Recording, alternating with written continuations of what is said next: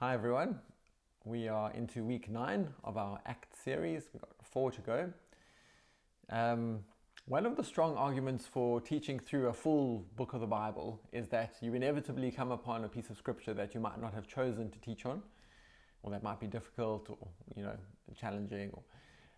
But you come across these pieces of scripture where it's not something you would necessarily have picked, where you just sort of preaching topically. And today's is a case in point. We've got to Acts 15, and it's the story of the Jerusalem Council. And initially I thought, these are issues of Jewish law, we kind of resolved that. I'm not sure this is going to be that helpful for Australia in the 21st century.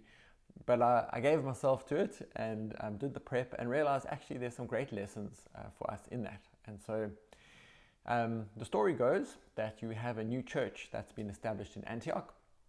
Paul and Barnabas are based there. They ultimately get sent out on their missionary journeys from there.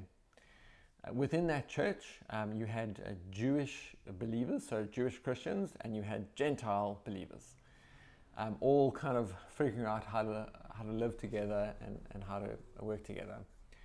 And a group of the Jewish believers start to teach their Gentile friends that actually if you really want to be saved, then you also need to be circumcised. That creates a bit of an uproar. Paul and Barnabas are appalled. They hit back, but I guess it's a new church. It's a major issue for the Jewish group as well.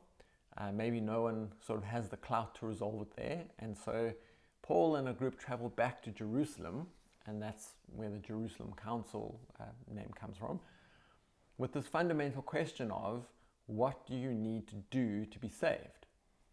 And it's a huge issue for the Jewish group because they've grown up immersed in Mosaic law. It has defined every part of their life.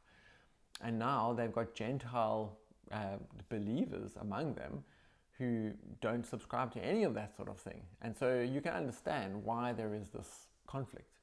We know grace alone now, and we don't have any of that sort of Jewish heritage, and so it's easy for us to sort of accept grace alone, but for them it was a major issue. And so they go back to Jerusalem and they present their case, and the apostles kind of rule on this issue. And I think the thing what really struck me was they differentiate between what you need for salvation and what you need for unity. And that for me is quite an exciting thing to consider, that there are sort of two categories as we think about how to build a unified church. Those two things we need to be very clear on. And so we're going to read through Acts 15 and Galatians 2, which both tell the story of the council. And then there's a helpful article which kind of provides an even bigger context from the Gospel Coalition on the topic.